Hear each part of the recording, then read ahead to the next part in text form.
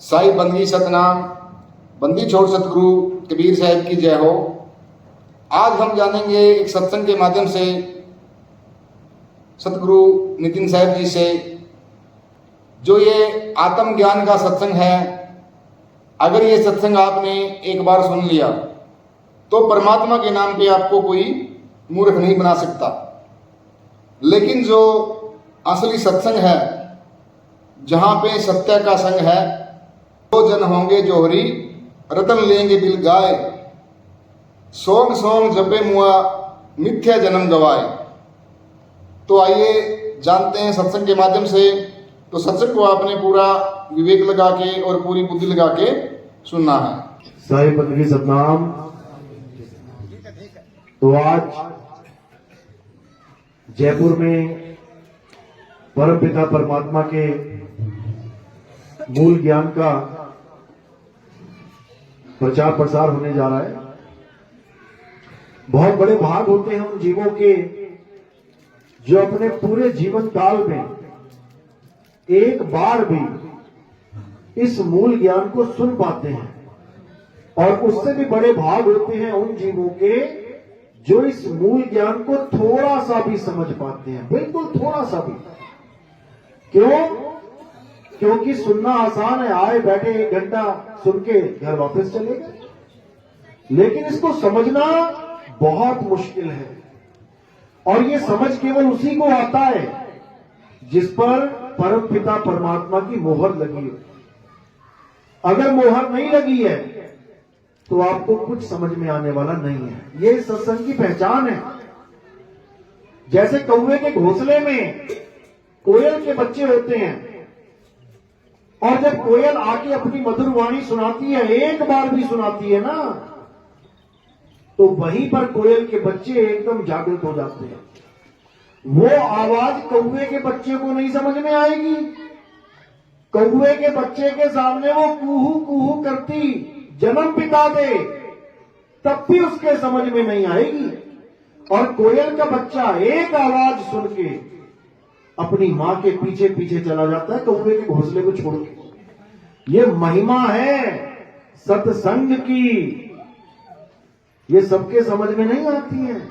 इसलिए धन्य है भाग जो हमें हमारे जीवन में केवल एक सत्संग भी मिल जाए। क्योंकि अगर पारखी होगा तो एक ही बार में समझ जाएगा, उसका निबेड़ा एक ही बार में कर देगा कि क्या सत्य है और क्या असत्य है। तो आज बहुत बड़ी किस्मत है जयपुर वासियों की, जो यहां पर मूल ज्ञान का प्रोग्राम, मूल ज्ञान का सत्संग हो रहा है।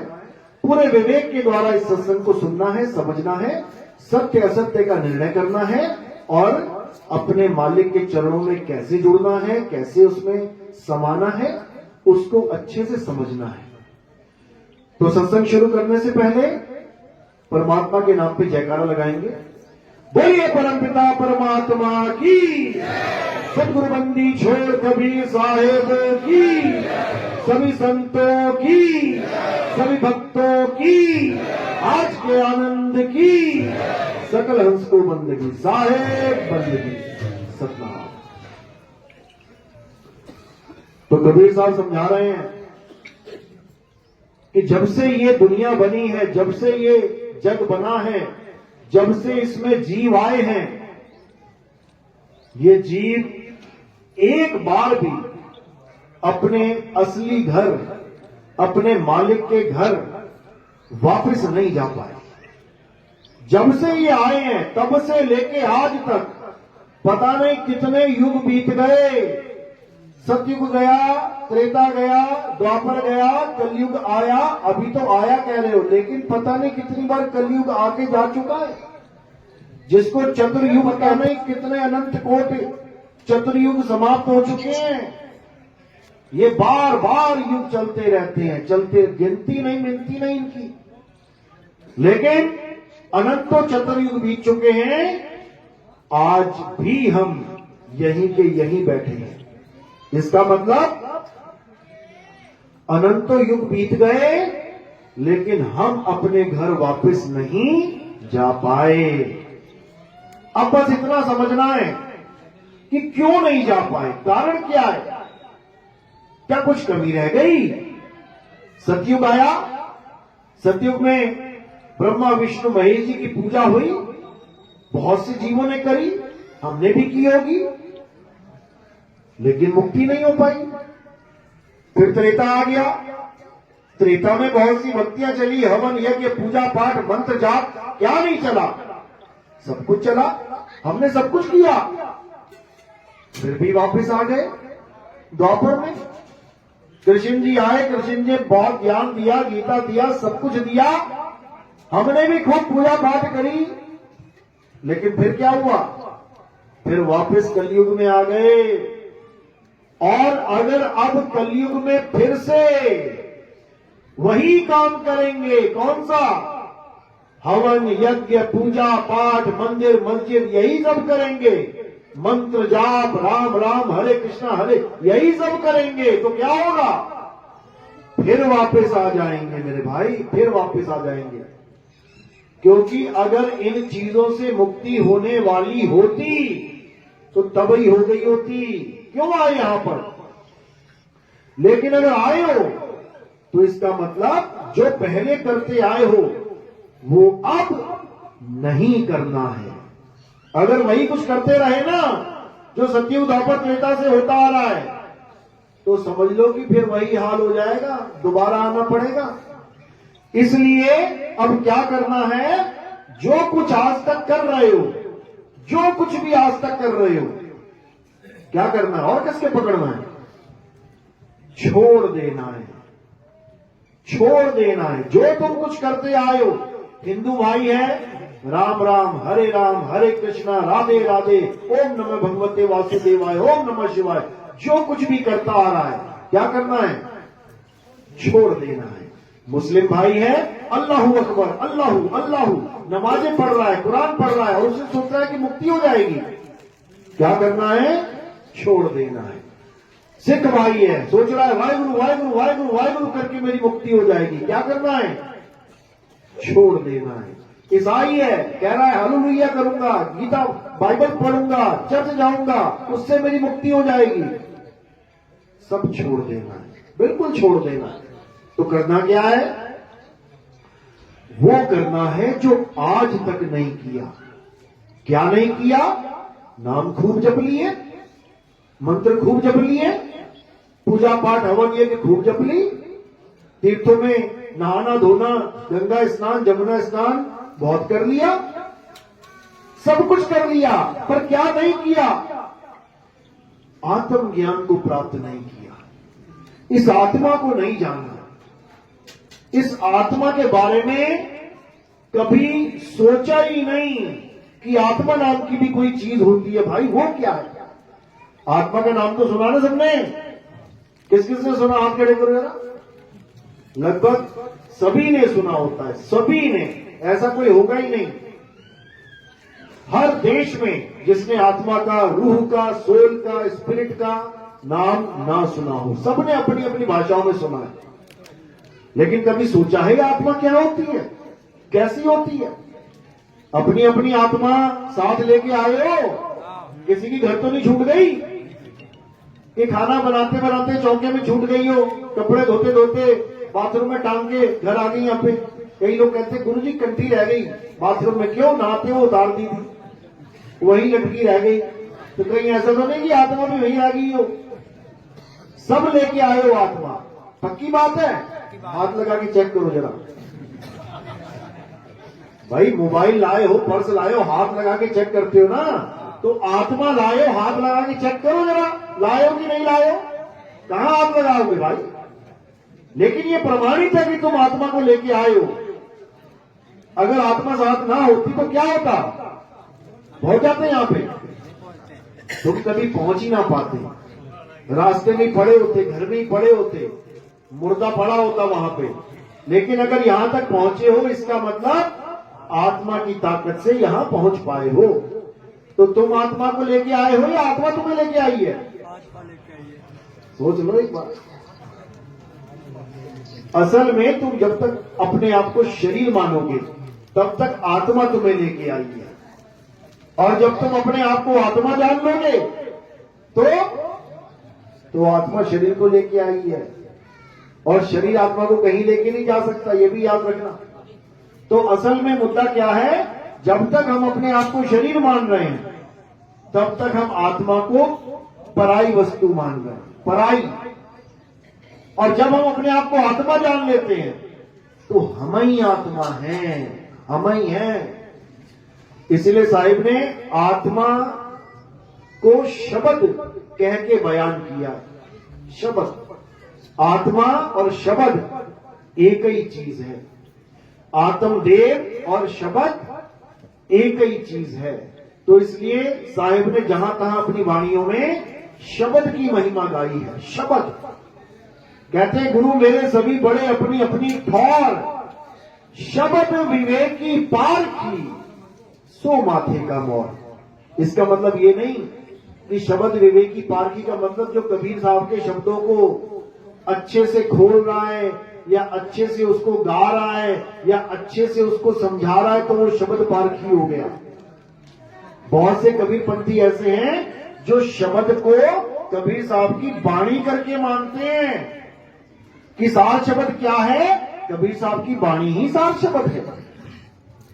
सार शब्द क्या है, सार शब्द निर्णय का नामा, यानी कबीर साहब की वाणी का जो निर्णय कर देगा उसी को सार शब्द कहते हैं। बिल्कुल नहीं। सार शब्द क्या है, सार शब्द तुम्हारा आत्म स्वरूप है, उसी को सार शब्द कहते हैं, उसी को सतनाम कहते हैं। सत्य नाम है सार, बूझो संत विवेक उतरो भव जल पार, सतगुरु का उपदेश यही। कह रहे सत्य नाम है सार। सतनाम का मतलब ओम सोहंग नहीं है कि कोई सोचे कि ओम सोहंग मंत्र देने वाला गुरु हमें सतनाम दे रहा है। बिल्कुल नहीं। अरे सत्य नाम कोई नाम नहीं कि तुम उसको जपोगे बैठ के। सत्य नाम कोई नाम नहीं, ये है आपन रूप, और जो जाने इस भेद को पावे आप स्वरूप। जो इस भेद को जान जाएगा कि आखिर सतनाम होता क्या है, वो अपने आत्म स्वरूप को प्राप्त कर लेगा। उसको फिर काया से मतलब नहीं है। काया तो फिर केले के छिलके की तरह हमेशा डस्टबिन में जाने के लिए तैयार रहेगी। देखो केला, जब जाते हो मार्केट में क्या खरीद के लाते हो, किसे देखते हो जब केला ले जाते हो तो? छिलके को। हरा छिलके वाला होगा नहीं लेके आओगे, पीला छिलका होगा बढ़िया ले आओगे। जब तक केला खा नहीं लिया वो छिलका कहां रहेगा, केले के साथ रहेगा। पूरी कदर होगी उसकी। अगर केले को फ्रिज में रखना है, छिलका भी फ्रिज में जा रहा है। केले को छुपा के रखना, छिलका भी छुपा के रख रहे हो। पूरी कदर चल रही है छिलके की, याद रखना। ऐसे भी छिलके हैं जिनको सजा दिया जाता है। ये देखो, ये छिलका सजा हुआ है, केला मत समझ लेना इसे, समझ लो। और जैसे तुमने केला खा लिया गप करके, अब छिलका कहां गया, अब गया डस्टबिन में। यही महिमा है उस आत्मदेव की कि जब तक वो तुम्हारे साथ है तब तक तुम्हें सोफे पे बैठाया जाएगा, गद्दों पे लिटाया जाएगा, गाड़ियों में घुमाया जाएगा। और जैसे ही आत्मदेव से ये छिलका अलग हो गया, फिर क्या करेंगे, इसको जलाया जाएगा, इसको दफनाया जाएगा, इसको खत्म कर दिया जाएगा। ये महिमा है उस आत्मदेव की, समझ लो। और हम अपनी आत्मा को ना जानकर केवल केले के छिलकों को पकड़ के बैठे हैं, समझ लो। यानी तुम्हारे सारे रिश्ते नाते, ये मेरी माँ, ये मेरा बाप, ये मेरा बेटा, ये मेरी चाची, ये मेरा चाचा, केवल इसीलिए चल रहा है ये ड्रामा क्योंकि आत्मा है। और जैसे ही आत्मा ने अलग कर दिया शरीर को, कोई मामी नहीं, चाची नहीं, कोई ताई नहीं, उठाओ और जलाओ, खेल खत्म। तो इसलिए कबीर साहब समझा रहे हैं कि इससे पहले कि तुम उस आत्मदेव से अलग हो जाओ, उसको जान लो, उसको पहचान लो। कौन जानेगा? सुरत जानेगी। क्यों? क्योंकि सुरत ही आत्मदेव से जुड़ा हुई पड़ी है अज्ञानता में। और किसके साथ होगी? इस गाया के साथ होगी। इसीलिए परमात्मा दूर है, इसीलिए परमात्मा हमसे दूर है, क्योंकि हमारा ध्यान परमात्मा में नहीं है, हमारा ध्यान काया में लगा हुआ। सूरत परमात्मा के साथ नहीं है, सूरत काया के साथ जुड़ी पड़ी है, संसार में फंस गई है। इसीलिए साहिब कह रहे हैं, सूरत फंसी संसार में, तासे पड़ गई दूर, और सूरत बांध स्थिर करो, आठों पहर हुजूर। आठों पहर। सच्ची भक्ति और झूठी भक्ति यानी अधूरी भक्ति में क्या फर्क है? जो सच्ची भक्ति होती है वो आठों पहर की भक्ति होती है। आठों पहर यानी दिन में 2 घंटे, 4 घंटे। कई गुरु तो ऐसा कहते हैं ना, दिन में 2.5 घंटे भजन करना है, और 2.5 घंटे भजन करना है तो 21.5 घंटे के क्या करना है? फिर माया का भजन करना है। यानी आठों पहर यानी 24 घंटे एक ही काम करना है तुमने। याद रखना, एक ही काम, 2 नहीं है वहां पे। और जो अधूरी भक्ति होती है वो टाइम टू टाइम होती है। अरे 5 बज गए, चलो चलो चलो आरती करेंगे, आरती करेंगे। अरे 10 बज गए, चलो भैया आरती करेंगे। अरे 11 बज गए, चलो अब नाम जपेंगे। ये नहीं होती है कि पता लगा नाम जप रहे, डेढ़ 108 हो गए, चलो जी काम छूट गया। गुरुजी मैंने एक माला कर ली, बहुत बढ़िया। अब क्या करेगा? अब माया में घूमेगा, अब फिर सूरत फंसेगी। इसलिए अब क्या करना है? अब उस भक्ति को जानना है जो आठों पहर चलेगी। आठों पहर जैसे पनिहारे अपना मटका सिर पे रख के चलना शुरू करती है। जब वो चलती है तो उसका ध्यान कहां है? मटके में। और उसके पैर कहां है? जमीन पे। उसकी नजरें कहां है? सड़क पे। समझो बात को। जब वो चल रही है उसके पैर जमीन पे हैं, नजरें सड़क पे है और ध्यान मटके पे है। अब वो अगर 24 घंटे चलेगी तो उसके पैर कहां रहेंगे? 24 घंटे जमीन पे। नजरें कहां रहेंगी? 24 घंटे सड़क पे। और ध्यान कहां रहेगा? 24 घंटे मटके पे। तो ये सच्ची भक्ति है। ये वो भक्ति है कि 24 घंटे में एक भी पल ऐसा नहीं बीतेगा जब तुम मालिक को याद नहीं करोगे। सिमरण, याद करना, जपना नहीं कि 2 माला करवाई, 4 माला करवाई, चलो जी हो गया। कबीर साहब समझा रहे हैं, सुधर जा सुधर जा सुधर जा। क्या कह रहे हैं? अरे माला तो करने फिरे और जीभ फिरे मुख माही, और ये मनवा दसहू दिसी फिरे, ये तो सिमरन नहीं। ये सिमरन नहीं है। क्या है ये? जाप है, जाप। सिमरन अलग होता है, जाप अलग होता है। जाप धर्म के अनुसार होता है। हिंदू धर्म का आदमी है तो क्या जपेगा? राम राम राम राम राम राम राम राम राम राम, हरे कृष्णा हरे राम हरे राम, राधे राधे राधे राधे। मुसलमान है तो क्या जपेगा? अल्लाह अल्लाह। सिख है तो क्या जपेगा? वाहिगुरु वाहिगुरु वाहिगुरु वाहिगुरु वाहिगुरु। ईसाई है तो वो अपना हिसाब से जपेगा। लेकिन इन चारों में से कोई भी सिमरन करना नहीं जानता, नहीं जानता। तो सिमरन करना बिल्कुल अलग चीज है और जाप करना बिल्कुल अलग चीज है। सिमरन करने से आपकी मुक्ति होगी और जाप करने से आप बंधन में पड़ोगे। इसीलिए साहिब ने बोला, मोह को कहां ढूंढे रे बंदे, मैं तो तेरे पास में, ना मैं जप में ना मैं तप में। जप और तप दोनों को खंडित कर दिया। ना मैं जप में, ना मैं तप में, और ना एकांत निवास में, मोह को कहां ढूंढे रे बंदे, मैं तो तेरे पास में। अब कह रहे खोजी होए तुरंत मिल जाऊं। कैसे खोजेंगे? खोजने का एक तरीका होता है, जैसे आपका पर्स गिर गया किसी रास्ते में, अब आप कैसे खोजोगे उसको? सबसे पहले आपको याद करना पड़ेगा कि मैं किस गली से आया था। मैं स्कूल से चला था, स्कूल में पर्स था, हाँ, लेकिन जब मैं घर तक आया हूं पर्स नहीं है। इसका मतलब पर्स कहां मिलेगा? कहां मिलेगा?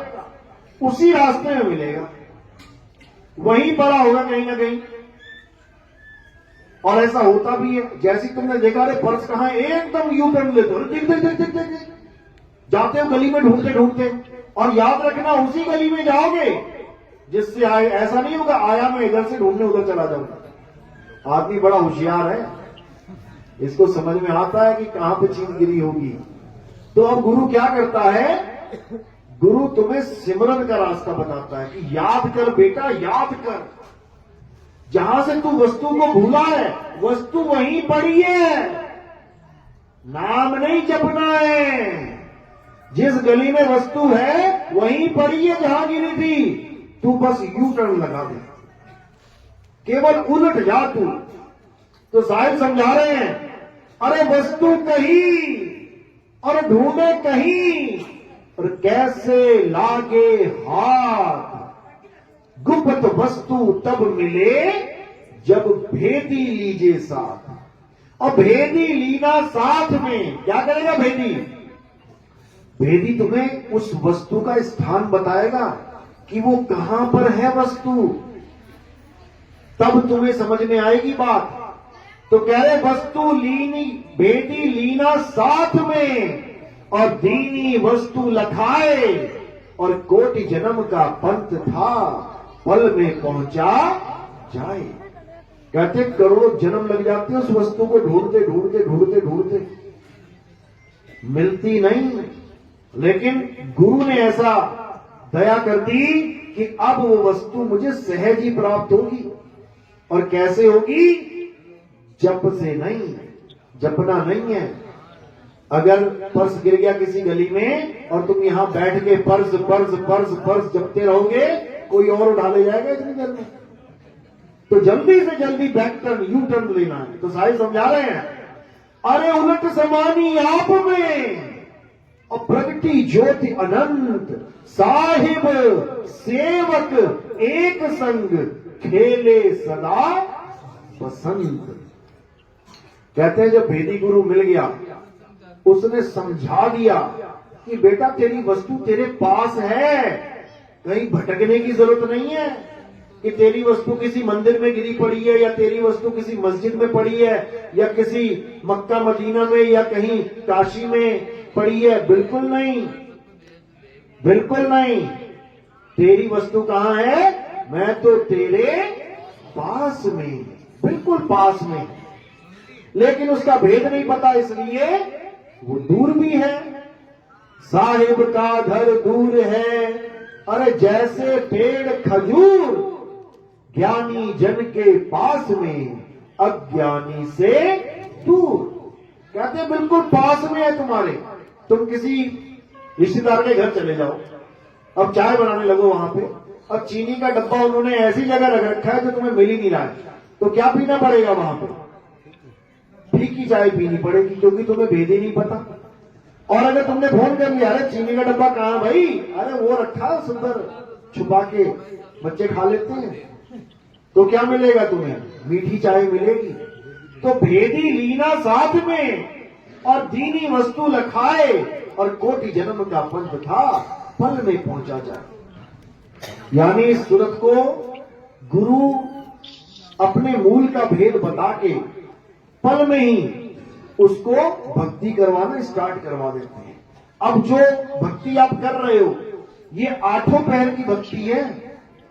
ये 8 पहर काम चलेगा। कोई ये ना पूछता रहे मुझे, गुरुजी कौन से टाइम बैठा करूं, सुबह बैठूं, शाम बैठूं, दोपहर बैठूं। अरे बैठा छोड़, तू लेटा भी रहेगा ना, तू खाता भी रहेगा ना, तू घूमता भी रहेगा ना, वो तब भी चल रही है।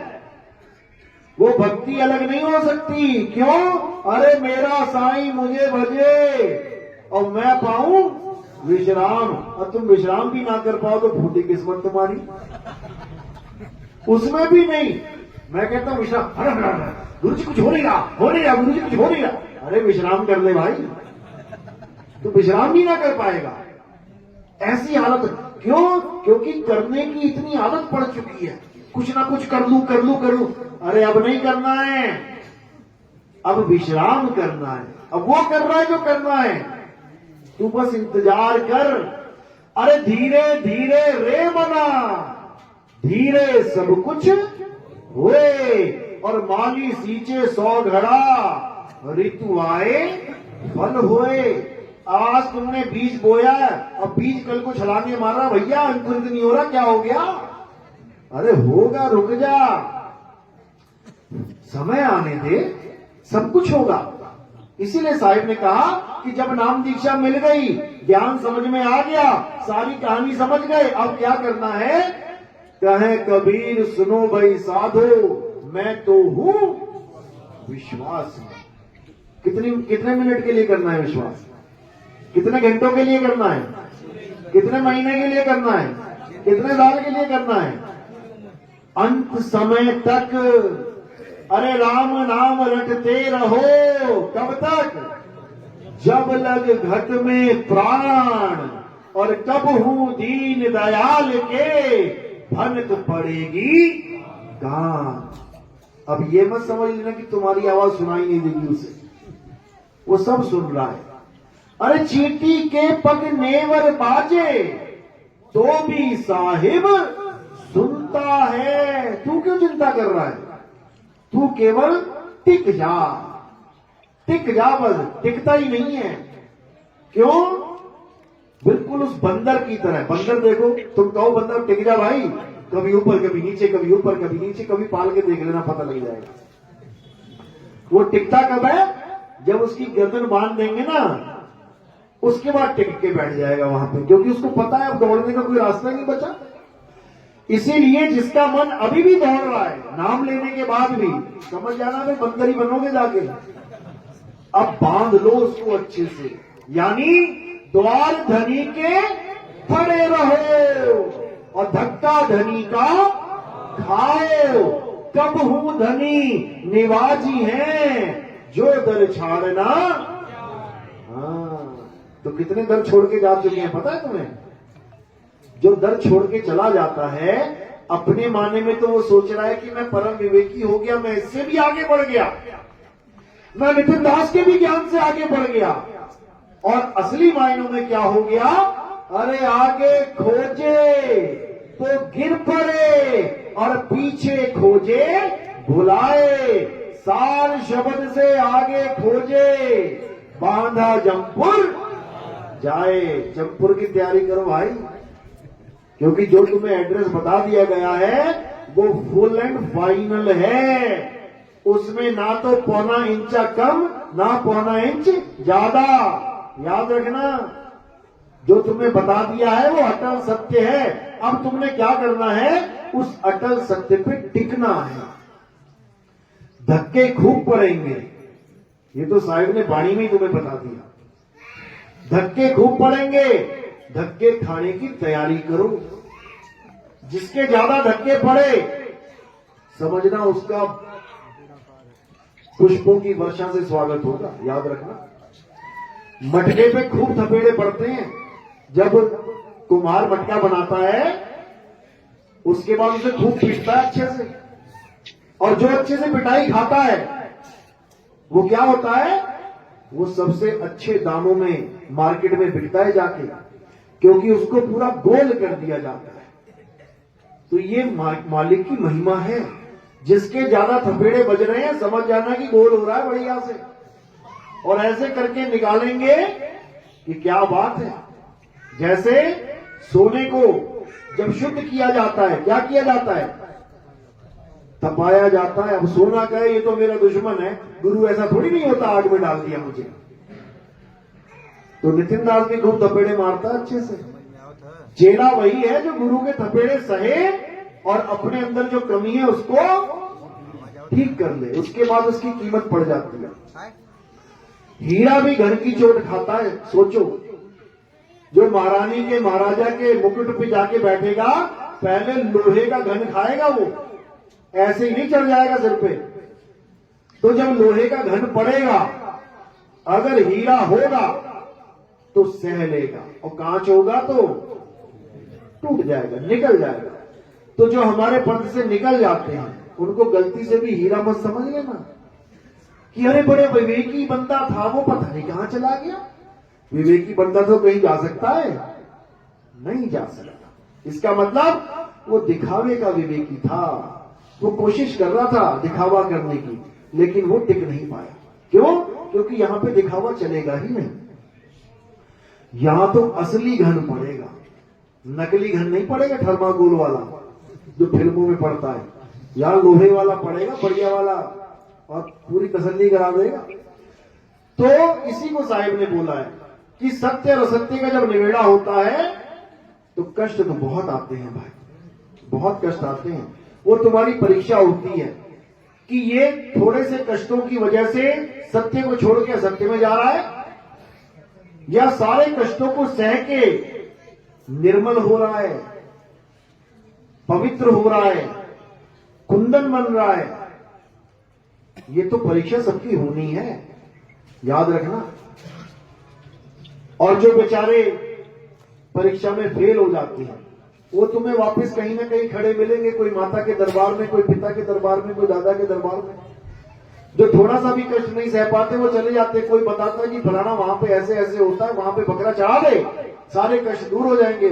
महाराज जी जाके बकरा चढ़ा देते हैं। क्यों? पुरानी जो दिमाग में गंदगी भरी पड़ी है कि भगवान किसी जीव को कत्ल करवाने से खुश हो जाते हैं और तुम्हें खुशियां दे देंगे। अरे भैया, इस दुनिया का नियम है, जो करोगे सो भरोगे। यहां तुम्हें हर बंदा ये समझा रहा है कि कर्म अच्छे करो, पाप कर्म मत करो, किसी जीव की हत्या मत करो। तो तुमने कैसे सोच लिया कि भगवान जीव हत्या से खुश हो जाएगा? ऐसा बिल्कुल नहीं है। इसलिए सबसे प्रेम करना है, सबको मालिक का बच्चा समझ के प्रेम करना है। सब तुम्हारे भाई हैं, लेकिन जहां सत्य सत्य का निर्णय आ जाए वहां कोई भाईचारा नहीं है। अब ये नहीं कि लठ बजा दो सिर पे उसके, यानी वहां पे पक्षपात भी नहीं करना है। ऐसा नहीं सोचना है मेरा भाई भी ईसाई है, मैं भी ईसाई हूं, अरे नितिन दास बात तो सही कर रहा है, लेकिन नहीं, हम तो ईसाई रहेंगे। ईसाई रहो, लेकिन सत्य को समझ के रहो। हिंदू रहो, मैं कोई धर्म चीज थोड़ी नहीं करवा रहा हूं किसी का। हिंदू है, हिंदू रहो, लेकिन सत्य को समझ के रहो।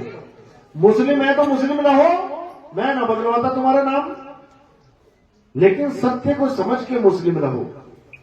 इसी प्रकार सिख है तो सिख रहो, लेकिन सत्य को समझ के सिख रहो। तो क्या होगा? जब सत्य को समझ लोगे तो पहले तुम केवल हिंदू थे, अब क्या बन गए? अब सच्चे हिंदू, क्योंकि सच को समझ लिया। तो जब सच्चे हिंदू बन गए तो क्या बन गए? सनातनी हो गए। हिंदू और सनातनी में जमीन आसमान का फर्क होता है। जो सत्य को नहीं समझ पाते वो हिंदू हैं, और जो सत्य को समझ लेते हैं वो सनातनी हैं। जो सत्य को नहीं समझ पाते वो मुस्लिम हैं, और जो सत्य को समझ लेते हैं वो सच्चे मुस्लिम हैं। अब तुम कहोगे सच्चा मुस्लिम और झूठा मुस्लिम भी होता है? होता है। नहीं तो मुसलमानी देशों में किसी भी मुस्लिम को फांसी पे ना चढ़ाते वो लोग। मुस्लिम ही मुस्लिम को फांसी पे चढ़ा रहा है। क्यों? क्योंकि जो फांसी पे चढ़ रहा है वो सच्चा मुस्लिम नहीं है, तभी तो चढ़ रहा है वो। सच्चा मुस्लिम ही कभी फांसी पे चढ़ेगा क्या? नहीं चढ़ेगा। इसी प्रकार सच्चा सिख और केवल सिख में फर्क है। इसी प्रकार केवल ईसाई और सच्चे ईसाई में फर्क है। इसी प्रकार भक्ति और सत भक्ति में फर्क है। इसी प्रकार गुरु और सतगुरु में फर्क है। गुरु तो घड़े हैं, जितने मर्जी ढूंढ लो, यूट्यूब खोलो, गुरु ही गुरु, गुरु ही गुरु। कहो तुम खोल के कल तुम गुरु जी बन जाओ। कितना देर लगता है? कुछ भी नहीं लगता है। लेकिन कबीर साहब समझा रहे हैं कि अगर तुम गुरु बन गए, क्योंकि सदगुरु तो तुम बन नहीं सकते, गुरु ही बनोगे, सदगुरु नहीं बन सकता कोई भी। अगर तुम गुरु बन गए और तुम्हारे गलत ज्ञान की वजह से किसी को 84 में जाना पड़ गया, तो क्या सजा है पता है? तुम डॉक्टर बन गए बिना डिग्री के, बहुत से बैठे हैं, दवाई भी देते हैं, इलाज भी करते हैं, लेकिन अगर एक बंदा भी मर गया तो फिर क्या होता है? फिर शटर बंद करके अंडरग्राउंड हो जाते हैं, समझ लो। लेकिन जो असली डॉक्टर है, उसके यहां कोई बंदा मर गया तो क्या हॉस्पिटल बंद हो जाता है? नहीं होगा, क्योंकि वो डिग्री लेके बैठा है भाई। इसी प्रकार गुरु और सदगुरु में क्या फर्क है? ये जितने गुरु बैठे हैं, ये केवल ज्ञान को पढ़ के, ज्ञान को समझ के गुरु बैठे हैं बन के। किसी ने कोई ग्रंथ पढ़ लिया, किसी ने कोई ग्रंथ पढ़ लिया, किसी ने 4 बातें कहीं से सीख ली, किसी ने कहीं से सीख ली और गुरु बन के बैठ गए। लेकिन जो सतगुरु होता है वो किताबों का गुलाम नहीं होता है। उसके पास क्या होता है? अनुभव ज्ञान होता है। उसको किसी किताब से मतलब ही नहीं है। वो चाहे तो बिना ग्रंथों के ही तुम्हें पूरा सत्संग सुना दे, लेकिन हमारी बुद्धि का लेवल इतना छोटा होता है, हम उसी से प्रमाण मांगने लग जाते हैं। हमारे साथ भी यही हुआ था। जब मैं आया ना सत्संग करने, तो लोगों ने सबसे पहले यही सवाल रखे कि जो आप बोल रहे हो क्या प्रमाण है? मैंने कहा भाई अब मैं कहां से लेके आऊं, कौन सा प्रमाण है मेरे पास? फिर मैंने क्या किया, फिर मैंने ग्रंथ खोजने शुरू किए, देखो तो सही है क्या लिखा है ग्रंथों में। और जब मैंने ग्रंथों को पढ़ा तो पता लगा जो मैं बता रहा हूं वही सारे ग्रंथ बता रहे हैं, कुछ अलग है ही नहीं। यानी जब शुरुआत मैंने करी तो केवल अनुभव ज्ञान के आधार पर जब मैंने सत्संग किया तो तुम्ही लोगों ने परेशान कर दिया मुझे। कई लोग कहते हैं नितिन दास तो ग्रंथों से सत्संग करता है, मैं तो एक भी ना करता। लेकिन मजबूरी है, क्योंकि तुम्हारी बुद्धि का लेवल अभी उतना नहीं है कि तुम मेरी बात को समझ पाओ। इसलिए मुझे नीचे से शुरू करना पड़ रहा है, इसलिए मुझे गीता खोल के समझानी पड़ रही है। बताओ मैं क्या गीता वाला दिखता हूं तुम्हें? क्या मैंने माथे पे पीला टीका लगा रखा है या पीले कपड़े पहन के राधे राधे कर रहा हूं मैं? लेकिन हमने जो गीता समझाई वो राधे राधे करने वाले कॉपी करने लग गए। बताओ, अरे हमारा कोई लेना ना देना गीता से मतलब नहीं, कुरान से हमारा कोई मतलब नहीं, बाइबल से हमारा कोई मतलब नहीं, किसी ग्रंथ से हमारा कोई मतलब नहीं, लेकिन हमारे द्वारा जो समझाया जा रहा है ये लोग उसी को कॉपी करने लग जा रहे हैं। अच्छी बात है, अच्छी बात है, कम से कम इसी बहाने एक तक तो पहुंचेंगे।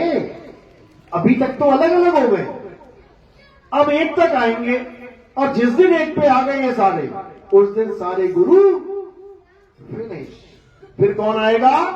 फिर वो आएगा जिसकी महिमा के लिए ये सारे ग्रंथ गाए गए हैं, ये सारे वेद पुराण गीता भागवत, ये सारी सब महिमा जिसकी गा रहे हैं। किसकी गा रहे हैं? उस देवों के देव महादेव, उस आत्म देव की महिमा गा रहे हैं सारे। लेकिन किसी को समझ में ही नहीं आ रही। कब समझ में आएगी? जब मूल ज्ञान को समझ लेंगे। और मूल ज्ञान बोलने वाले कौन हैं? सदगुरु बंदी छोड़ कबीर साहब हैं। कबीर साहब हैं, वो बताते हैं मूल ज्ञान क्या है। और जब वो बताते हैं तो सारा संसार नतमस्तक होकर सुनता है। ये उनकी महिमा है। इसीलिए बोला गया है और ज्ञान सब ज्ञानड़ी, कबीर ज्ञान सो ज्ञान। और जैसे गोला तोप का खाली करे मैदान। तुम छुटपुटिया बंदूकों से लड़ोगे तो आज देख लो 1 साल हो गया यूक्रेन का और रूस की लड़ाई, 1 साल हो गया। 1 सेकंड में खत्म हो सकती है। कैसे? वो गोला आ जाए बस एक बार, एक ही गोले में स्वाहा खत्म। लेकिन छुटपुटिया गोली चल रही है, साल छोड़ 10 साल चला ले। मैं ये नहीं कह रहा परमाणु को मार देना वहां जाके, वहां ज्ञान का गोला चलेगा, क्योंकि उनका झगड़ा किस बात पे है, उस मैटर को सॉल्व कर दो। दो भाई लड़ रहे हैं आपस में, तीसरा क्या कह रहा है, अरे एक अभी ना एक हो सकते, इनको कोई एक ना कर सकता, क्यों नहीं कर सकता?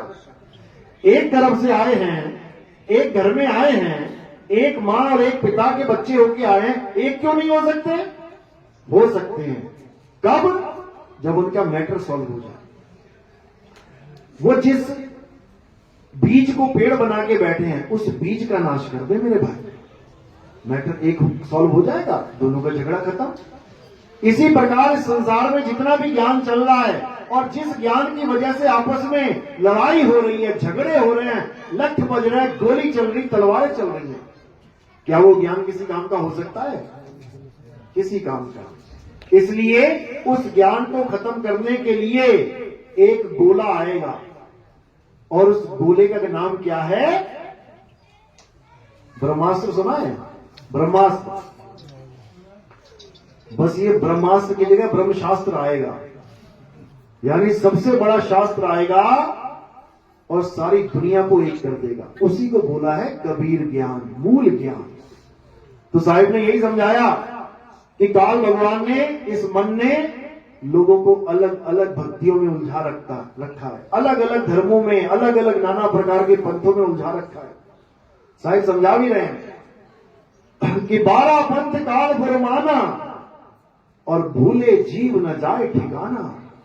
फिर कह रहे 13वें पंथ हम ही चले आए, सब पंथ मेट के एक पंथ चलाए। कैसे आएंगे कबीर साहब? यहां पे ज्ञान रूप में आएंगे।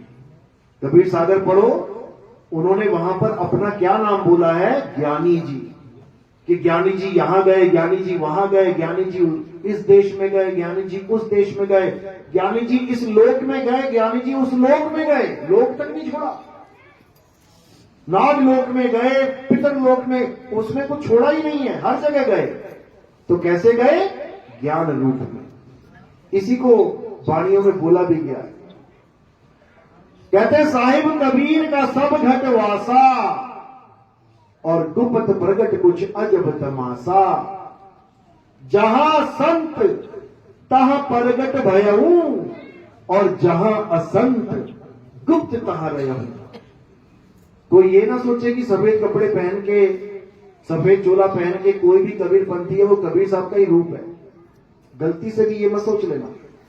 अपना भेद बता रहे हैं। जहां संत, संत का मतलब क्या होता है? संत का मतलब क्या होता है? संत का मतलब होता है सृष्टि का अंत। जो अपनी सृष्टि का अंत कर दे वही संत है। सृष्टि कहां है? सृष्टि कहां है? यही सृष्टि है। ये सृष्टि है तुम्हारी। आप मरे जग प्रलय हुई, जिस दिन तुम्हारी ये सृष्टि खत्म हो जाएगी, तुम्हारे माँ बाप भाई बहन तुम्हारे लिए खत्म हो गए। जैसे पिछले जन्म में तुमने सृष्टि खत्म करी, शरीर छोड़ा, अब बताओ तुम्हारे पिछले जन्म के माँ बाप कहां है? बताओ जरा। कौन सी गली में घर है, कौन सा शहर है जहां माँ बाप तुम्हारे बैठे रो रहे होंगे? भूल गए, क्योंकि आप मरे जग प्रलय हुई। जैसे ही तुम्हारा ये शरीर खत्म होता है, ये शरीर जिस भी लोक में है वो लोक खत्म हो जाता है। जैसे तुम स्वप्न में चले जाते हो, स्वप्न लोक में खूब लड्डू पेड़े बर्फी खा रहे हो, खूब नोटों की शैया पे सो रहे हो, खूब मजे कर रहे हो।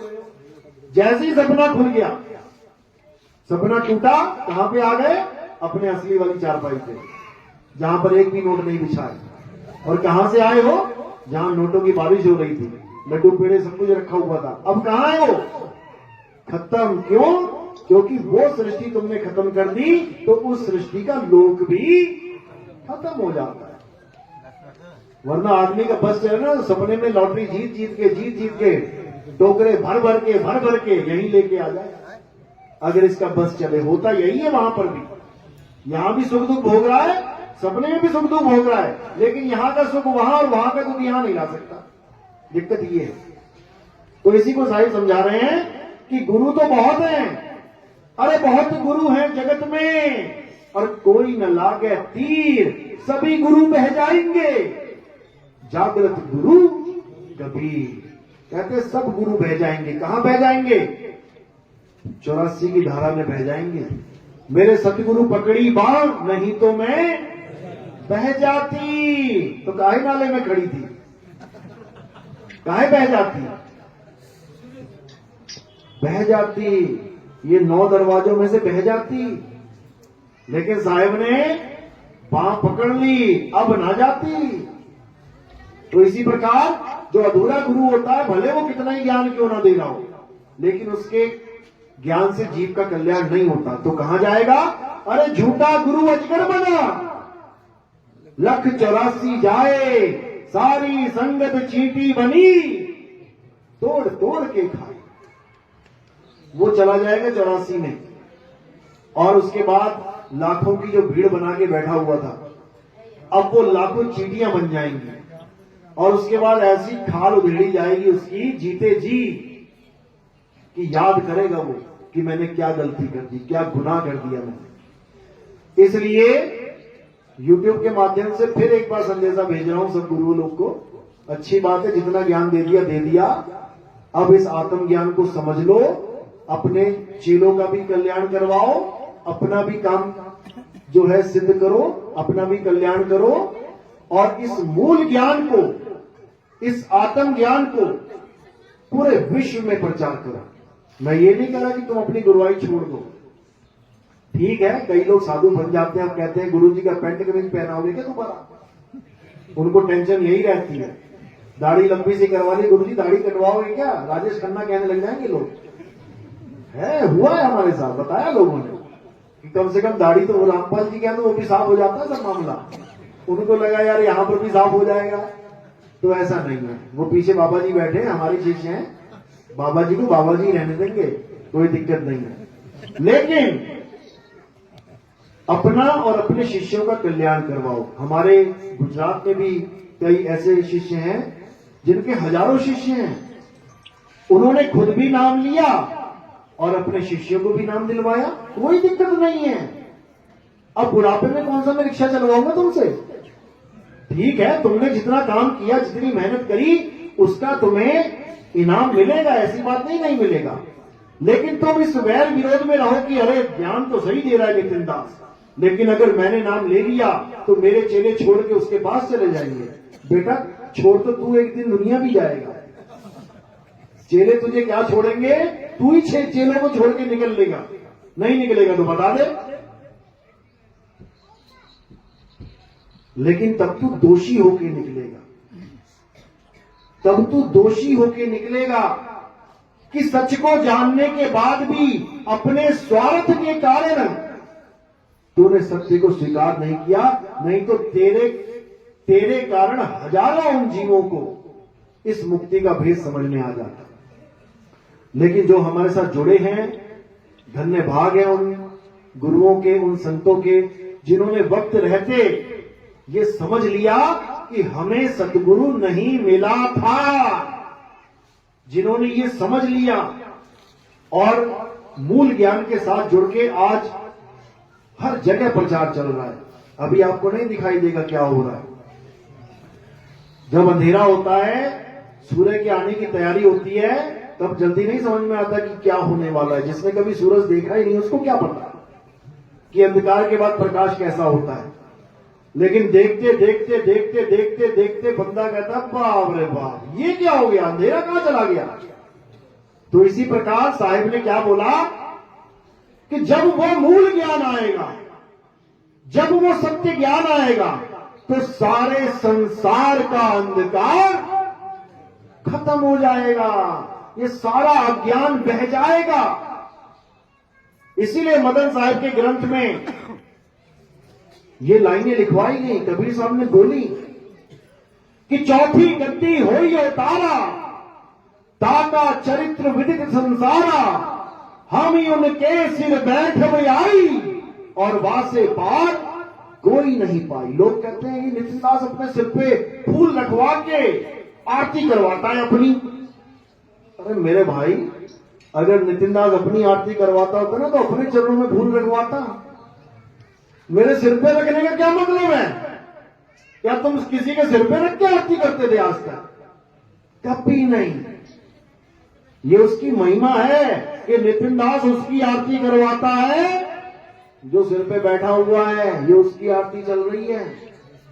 और ये ग्रंथों में प्रमाणित है कि जब आखिरी अवतार आएगा तो उसकी महिमा होने से पहले उसकी पूजा आरती शुरू हो जाएगी।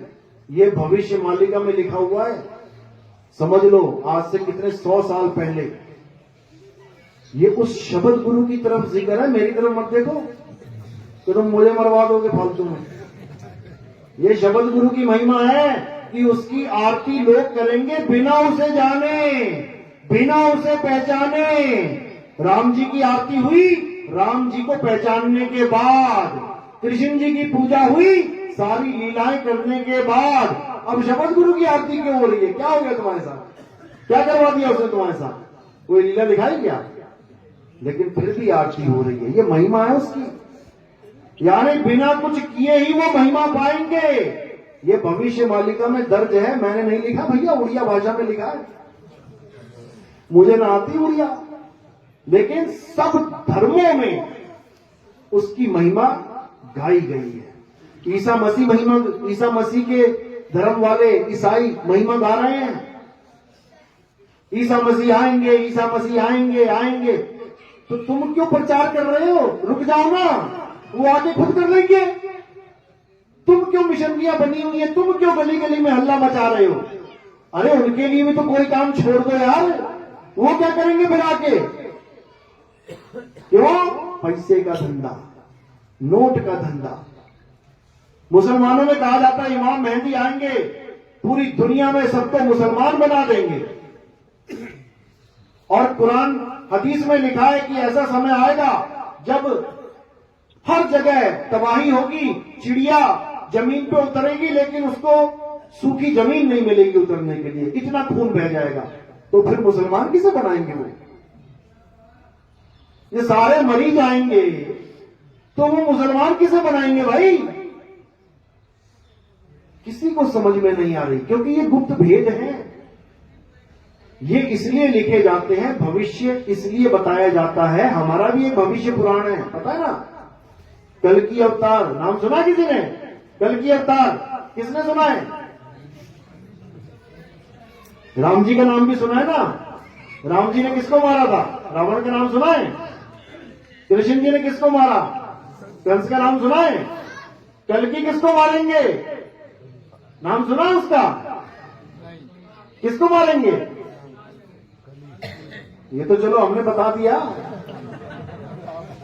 ये तो हमने बता दिया। नहीं तो कल की सब जानते हैं, लेकिन उसको नहीं जानते जिसको वो मारेंगे।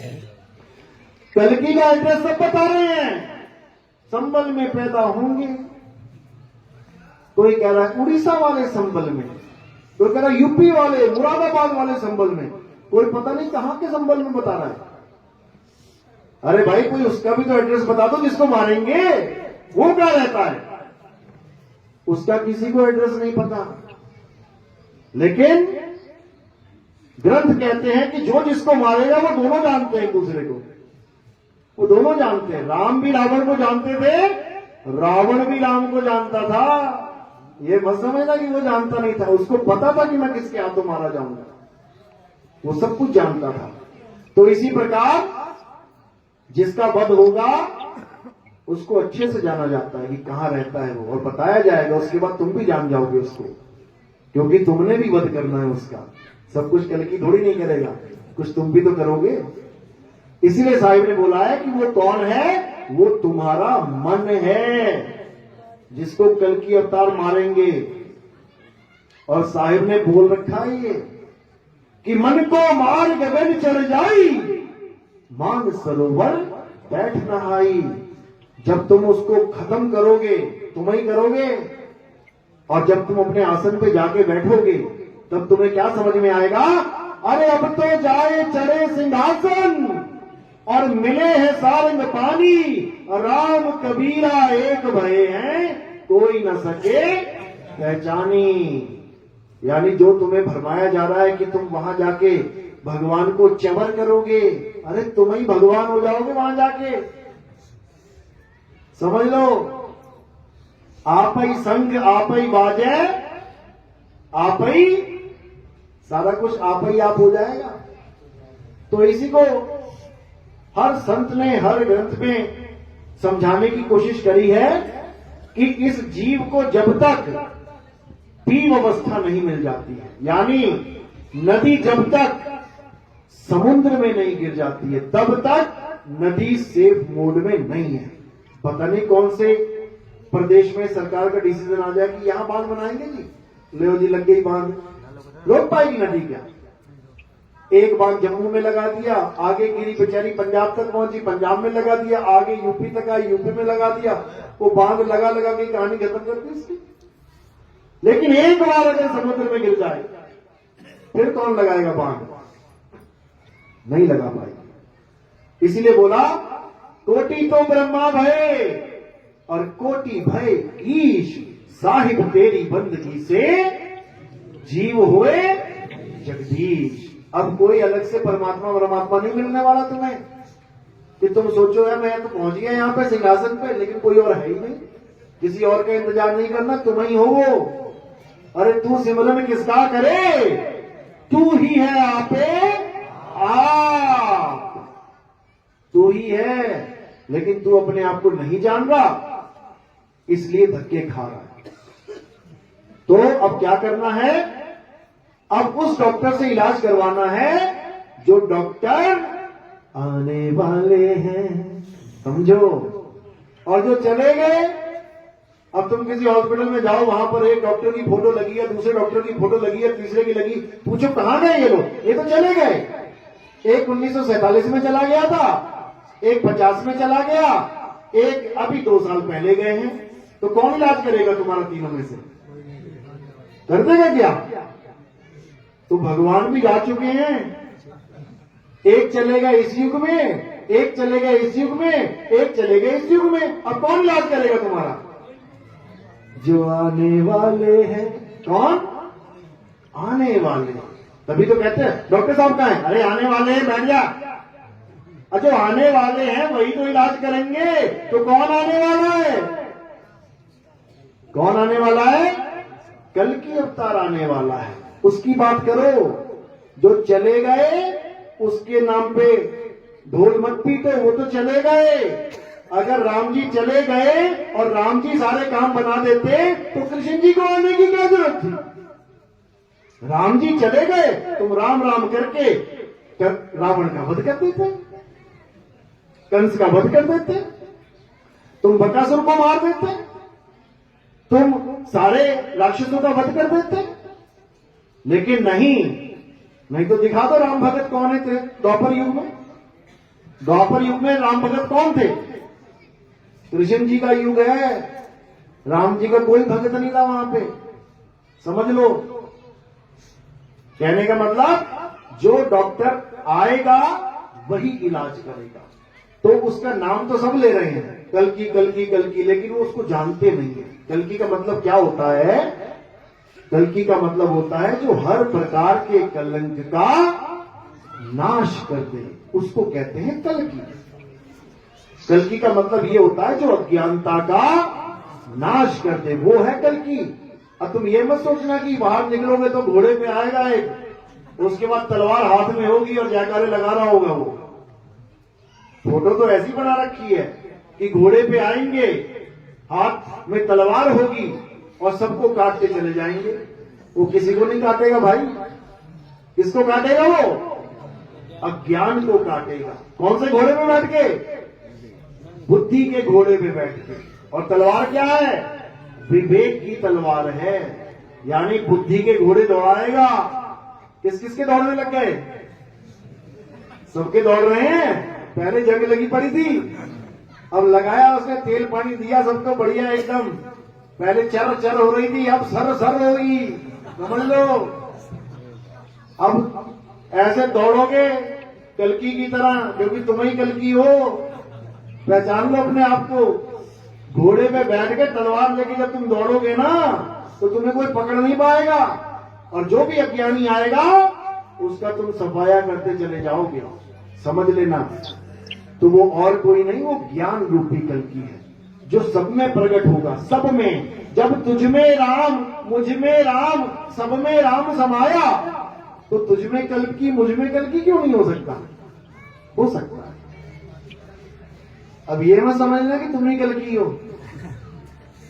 तुम ही कल्कि हो, याद रखो इस बात को। इसमें भी दो भेद हैं, यानी एक होता है अपना कल्याण करना ज्ञान के माध्यम से, एक होता है ज्ञान के अहंकार में डूब के मर जाना। समझ लो, ज्ञान भी मोक्षदायक है, ज्ञान ही बर्बाद करने वाला भी है। रावण के पास भी ज्ञान था तो उसको मोक्ष प्रदान कर दिया गया, उसको बर्बाद करके चला गया। और भक्तों के पास भी ज्ञान होता है, उससे उनका कल्याण होता है। तो हमने ऐसे ज्ञान को प्राप्त करना है जिससे हमारा कल्याण हो, ऐसे ज्ञान को नहीं प्राप्त करना कि जिससे हमारा सर्वनाश हो जाए, बिल्कुल भी नहीं। क्योंकि ज्ञान को हजम करना बहुत मुश्किल होता है मेरे भाई, याद रखना। जिसको ये मूल ज्ञान थोड़ा सा भी मिल गया ना, वो कहता है मुझसे बड़ा चौधरी इस दुनिया में कोई है ही नहीं। याद रखना इस बात को।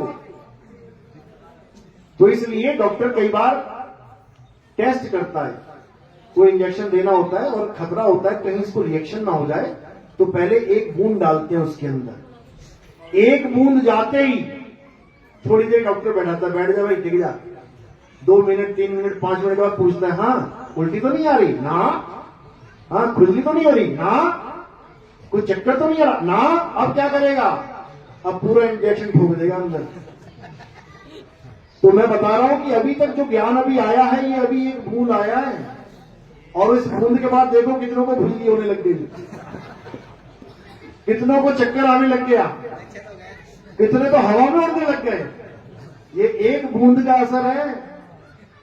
अभी जब इंजेक्शन ठोकूंगा ना तो पागल हो जाएंगे वो लोग। अभी केवल एक बूंद दी है मैंने, उस एक बूंद में ऐसे नाच रहे हैं जैसे सब कुछ मिल गया हो। ये महिमा है, ये मालिक की महिमा है, समझ लो। ये महिमा है उस समुद्र की कि तुम्हें एक गिलास में ही तृप्ति मिल जाती है। कितना कितना पानी पीते हो? एक समुद्र पी जाओगे क्या एक बार में? तुम्हारी तृप्ति एक बूंद से ही हो जाएगी, समझ लो। लेकिन उस एक बूंद को हजम करना है, बदहजमी मत कर देना, कहीं उल्टी काम हो जाए तुम्हारा, बर्बाद हो जाओगे। तो इसीलिए साहिब समझा रहे हैं कि सत्य और असत्य का निबेड़ा करना सीखो। बहुत से ऐसे लोग आएंगे अब तुम्हारे सामने जो ये कहेंगे नितिन दास तो आत्मज्ञानी है, परमात्म ज्ञानी नहीं है। तुम्हें तो आत्मा की साधना करवाई जा रही है, परमात्मा की साधना नहीं करवाई जा रही है। उनसे केवल एक सवाल पूछ लेना कि आत्मा और परमात्मा में भेद क्या है, आत्मा कैसी है, परमात्मा कैसा है। वो क्या कहेंगे? परमात्मा और आत्मा आहार विहार करते हैं, यानी खाना भी खाएंगे साथ में बैठ के एक थाली में, और घूमने भी जाएंगे कंपनी बाग में, आत्मा और परमात्मा दोनों। ये लोग कहते आ रहे हैं। अब हमारे सत्संग सुन के अब क्या कह रहे हैं? परमात्मा तो शब्द रूप है। तो उनको पूछो शब्द कहां टहलता है भाई? ये शब्द कहां टहलने जाता है? क्या शब्द भी टहलता है किसी के साथ जाके? कि आत्मा भी शब्द है, परमात्मा भी शब्द है, दोनों टहलने जा रहे हैं। टहलने का काम देह का है, इस शरीर का काम है खाना पीना, टहलना, हंसना, बोलना, रोना, ढोना। ये आत्मा परमात्मा का काम नहीं है। लेकिन लोगों को नहीं समझ में आता, नहीं समझ में आता, क्या किया जाए। लेकिन जो मालिक का हंस होता है, जो विवेक से भरा होता है, उसको कोई माई का लाल हिला नहीं सकता, ये उसकी पहचान है। लेकिन जो बेचारा अभी बच्चा है विवेक में, जैसे शेर और लकड़बग्घे का अगर युद्ध हो जाए, कौन जीतेगा? शेर ही जीतेगा। लेकिन शेर के बच्चे का युद्ध हो जाए लकड़बग्घे से तो मारा जाएगा। यानी लकड़बग्घा शेर से पंगा नहीं लेता, शेर के बच्चों को फोन कर करके सुनाता है क्या? याद रखना, वो शेर के मोबाइल पे कभी मैसेज नहीं भेजेगा, वो शेर के बच्चों के नंबर ढूंढता है। देखो जरा यूट्यूब में नंबर पड़ा है कोई? क्योंकि उसको पता है कि बच्चे को मारा जा सकता है, लेकिन शेर के आगे आ सकता। याद रखना इस बात को। दहाड़ेंगे तो क्या हुआ, तो मिमियाते भी नहीं है बेचारे। तो इसी को मैं समझाता हूं बार बार कि जिस दिन तुम शेर के बच्चे से शेर बन गए, यानी पूर्ण विवेकी बन गए, फिर याद रखना तुम्हारा नंबर भी ब्लॉक ही मारेंगे वो लोग। फिर उनको पता है भाई ये ना हिलने वाला, इसका कुछ होने वाला नहीं है, क्योंकि इसका जो होना था हो गया। समझ लो, दूध को दही बनाया जा सकता है, दही को मक्खन बनाया जा सकता है, मक्खन को घी बनाया जा सकता है। घी को क्या बनाओगे बताओ जरा। यानी जो उसका होना था अब हो लिया, अब तू भैया अगला रास्ता देख, दूध को ढूंढ, घी को छोड़। तो इसी प्रकार जब सत्य ज्ञान इस संसार में आ जाता है तो सारे धर्मों के झगड़े, सारी जात पात का भेद, ऊंचा नीचा, बड़ा छोटा, ये सब खत्म हो जाता है। और वैसे भी जात पात तो कुछ है ही नहीं। जात पात किसका नाम है? कर्म क्षेत्र का नाम है। कोई कहता है मैं लोहार हूं। क्यों है लोहार भाई तू? क्योंकि मैं लोहे का काम करता हूं। मैं चमार हूं। क्यों भैया तू चमार? मैं चमड़े का काम करता हूं। मैं सुनार हूं। क्यों भैया? मैं सोने का काम करता हूं। अच्छा, अगर कोई ब्राह्मण सोने की दुकान खोल के बैठ जाए तो अमिताभ बच्चन ने भी खोल ली है, तो क्या वो सुनार हो गया? सुनार हो गया? कोई ब्राह्मण जूतों की दुकान खोल ले, बढ़िया कंपनी ले ले, 2 4 5 कैंपस के, एक्शन के, बाटा के, तो वो चमार हो गया क्या? काम तो उसका जूतों वाला है। मैं राजपूत, मैं नाई की दुकान खोल लूं कहीं पे जाके, 2 4 लड़के रख लूं, भले मैं ना काटूं बाल किसी के, लेकिन क्या कहलाएंगे? नाई की दुकान है, अंदर जो बैठा वो नाई हो गया। अरे जब मैं नाई नहीं हुआ, वो ब्राह्मण चमार नहीं हुआ जूते की दुकान खोल के, तो तुम कैसे नाई, और तुम कैसे धोबी, और तुम कैसे चमार, और तुम कैसे क्या हो गए? तुम कैसे हो गए? यही अज्ञान है। हम सब जीव हैं, जीव, मालिक के जीव हैं। जिसको जैसा काम सूट किया कर लिया।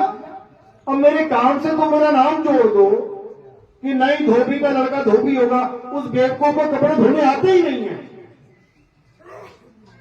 अगर उसको दुकान खुलवा दी मैंने तो रोज 100 गालियां पड़ी, कैसा धोबी है तू, तुझे कपड़े धोने? नहीं, मैं जात का धोबी हूं, मैं काम वाला धोबी है। तो क्यों खोल ली तूने दुकान?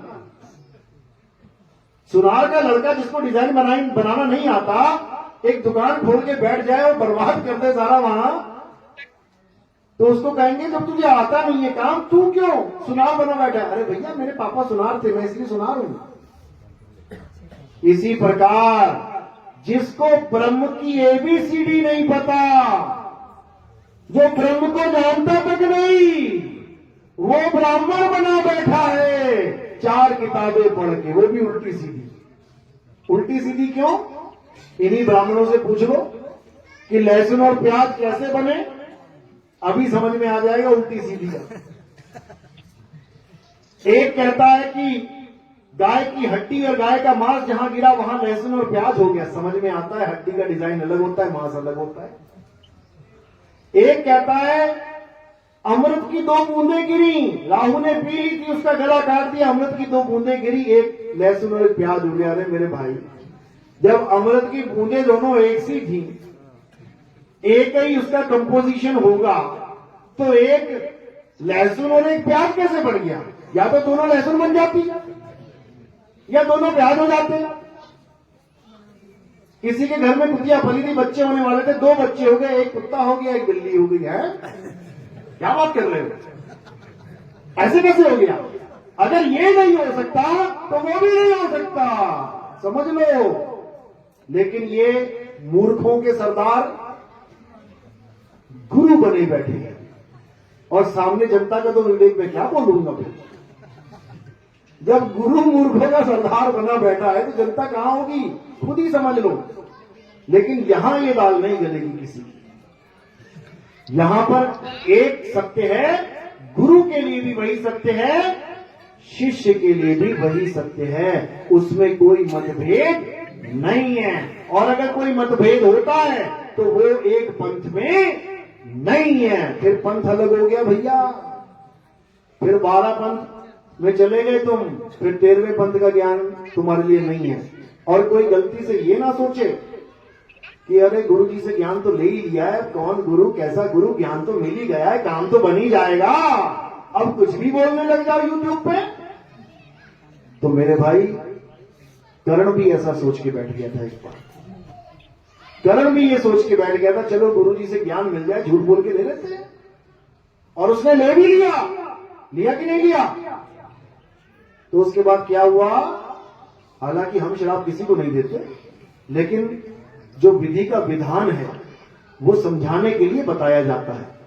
यानी जो उस युग में विधान था वही विधान इस युग में भी काम करता है। जो गुरु से झूठ बोल के नाम लेते हैं या गुरु के ज्ञान से अलग कुछ ज्ञान देने लग जाए कि चलो भले मैं अलग दे रहा हूं लोगों को इकट्ठा करने के लिए, लेकिन नाम गुरुजी वाला ही काम आ जाएगा मेरे, अंत समय में मेरी मुक्ति हो जाएगी, तो क्या होगा? क्या शराब पिलाता करण? जब तुझे इस ज्ञान की सबसे ज्यादा जरूरत होगी तब ये ज्ञान तू भूल जाएगा। ले ज्ञान, कर ले कल्याण। तो इसी प्रकार जो ये सोचते हैं कि हम कुछ भी बकवास करते रहें, नितिन दास का ज्ञान तो हमारे पास है ही है, लगा लेंगे चप्पू, चला लेंगे चप्पू, ना चलेगा। समझ लो, वो किश्ती का चप्पू नहीं चलेगा कि तुम सोचोगे पार हो जाओगे, फिर तो नैया डगमगाएगी। इसलिए मेरे भाई गलती से भी ये मत सोच लेना कि तुम परमात्मा के आगे होशियार बने हो, होशियारी मार लोगे, नहीं मार सकते, बिल्कुल नहीं मार सकते। इसीलिए गुरु की महिमा गाई गई है कि गुरु को कीजिए दंडवत, कोटि कोटि प्रणाम, कीट न जाने भृंग को, गुरु कर ले आप समान। अब गुरु को तो भृंगी के साथ खड़ा कर दिया, जोड़ दिया गया, और चेलों को क्या बना दिया? कीट पतंगे, समझ लो। लेकिन आजकल के चेलों को कह देना अरे कीट पतंगे, तो वो कहेंगे हमें भैया ऐसा गुरु चाहिए जो हमारी इज्जत करे। समझ लो, मैं ये नहीं कह रहा कि हम कीट पतंगे बोलेंगे किसी को, लेकिन आज के टाइम में चेला ऐसा गुरु ढूंढ रहा है कि गुरु मेरी इज्जत करे। समझ लो इस बात को। असल में इज्जत वो जीव नहीं चाह रहा है गुरु से, कौन चाह रहा है? मन चाह रहा है। और जीव को समझ ही नहीं आ रहा है, जीव को ये समझ में ही नहीं आ रहा है कि मुझे इज्जत चाहिए थी कि मुझे मुक्ति चाहिए थी। जिसको फांसी होने वाली है वो क्या कह रहा है? जो उसको खाना देने आ रहा है, हो इज्जत से दिया कर भाई, इज्जत से कर मेरी बात। और ये नहीं पता लटकने वाला है थोड़े दिनों में, जो लटकने वाला है वो इज्जत ढूंढ रहा है, इज्जत ढूंढ रहा है वो। लेकिन याद रखना है कि इस बार तुम्हें ऐसा गुरु मिला है जो तुम्हारी छोड़ो अपनी इज्जत नहीं करता, वो बेइज्जती में खुश है। निंदो निंदो मोको लोग निंदो, अरे निंदा जन को बहुत प्यारी, निंदा बाप निंदा महकारी। समझ लो, यहां इज्जत नहीं मिलेगी किसी को, अच्छे से धोया जाएगा। तो इसी को समझना है, यानी कि हमने मान सम्मान अपमान से ऊपर आ जाना है। अगर तुम मान अपमान सम्मान से ऊपर नहीं आ पाए तो समझ लेना कि तुम एक अदृश्य शक्ति की कैद में हो, और उस अदृश्य शक्ति का नाम है अलग निरंजन। याद रखना। इसलिए मीटर बता रहा हूं तुम्हें, मीटर। जैसे तुम बाइक चलाते हो ना, तुम्हें कोई कहे कि 100 की स्पीड में आना, तो क्या देखते आते हो? पेड़ कितनी तेजी से जा रहे हैं पीछे, या जमीन कितनी जल्दी जा रही है पीछे, क्या देखते हो? मीटर देखते हो। पेट्रोल लेने जाते हो ना, तो क्या देखते हो? थोड़ा देखते हो सामने वाले के जो पेट्रोल डाल रहा है, सुंदर है कि काला है कि पीला है, मीटर देखते हो। तो इसी प्रकार एक मीटर देता हूं मैं तुम्हें पता लगता रहेगा कि तुम कितने आजाद और कितने बंधन में हो। जब बहू को सास की बात से गुस्सा आता रहे तो समझ जाना अभी तुम जाल में फंसे हुए हो। जब सास को बहू की बातों से गुस्सा आता रहे तो समझ जाना कि अभी बेटा काल के जाल में ही हो। जब तुम्हें किसी की भी बात से गुस्सा आने लगे, अब ये नहीं कि वो तुम्हें कुछ गलत काम कर रहा है तुम गुस्सा ना करो, यानी कि जब तुम्हारे मान सम्मान की बात आती है, कोई तुम्हारा अपमान कर देता है और तुम उसको सह लेते हो, तब समझना कि अब तुम्हारा हाजमा बहुत परफेक्ट हो रहा है। अब तुम बिल्कुल सही ट्रैक पे जा रहे हो। हाँ, अति की भली न बरसना, अति की भली न चुप। अति का भी इलाज है हमारे पास, ऐसी बात नहीं है, लेकिन शुरुआत ऐसे ही होनी चाहिए, यानी एक्शन का रिएक्शन एक साथ नहीं करना चाहिए। कई लोग कहते हैं हमारे घर में झगड़े बहुत होते हैं, क्या करें जी? झगड़े इसलिए होते हैं क्योंकि एक्शन का रिएक्शन बहुत जल्दी हो जाता है तुम्हारा। 10 दिन का गैप ले लो, केवल 10 दिन छोड़ो, 1 दिन का गैप ले लो कि आज जो बात हुई है तुमने पलट के नहीं बोलना है, कल को बोल देना। जो तुम आज जवाब देना चाहते हो आज मत देना, कोई बात नहीं, कल को दे देना। देख लेना, दोनों ट्राई कर लेना।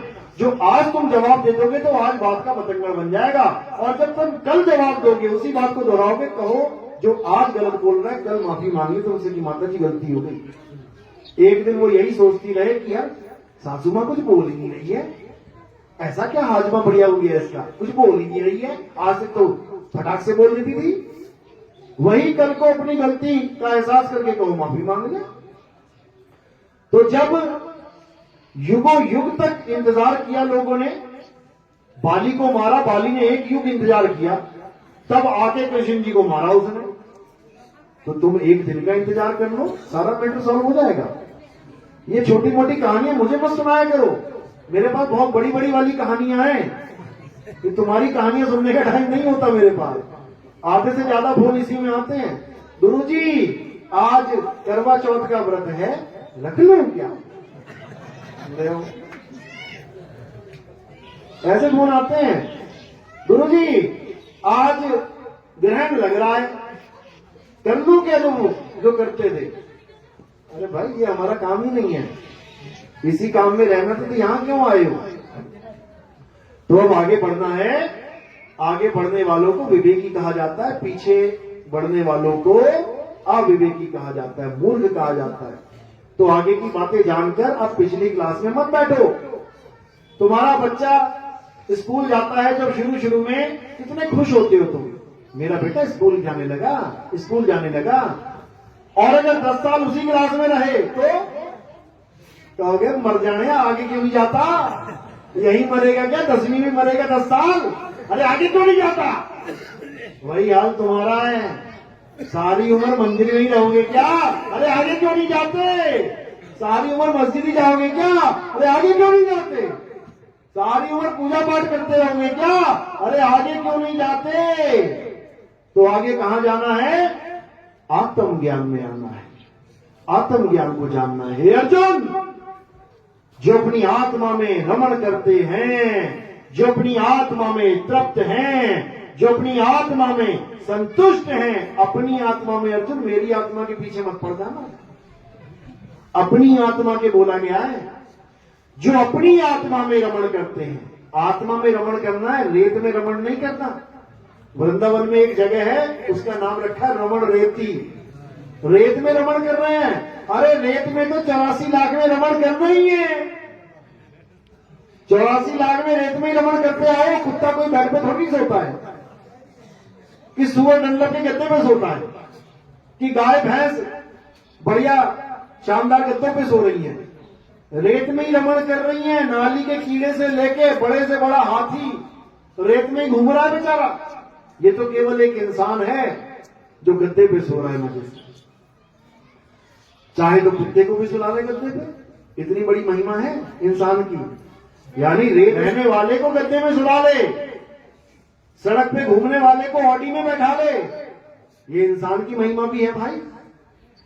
लेकिन अपनी दुर्गति जो हो रही है उसको बर्बाद होने, उसको बचा नहीं पा रहा है, और जीवों के सोच रहा है कि उसको मैं थोड़ा बढ़िया जीवन दे दूं। पहले अपने बारे में सोचो, बचाता वो है जो पहले खुद बचा होता है।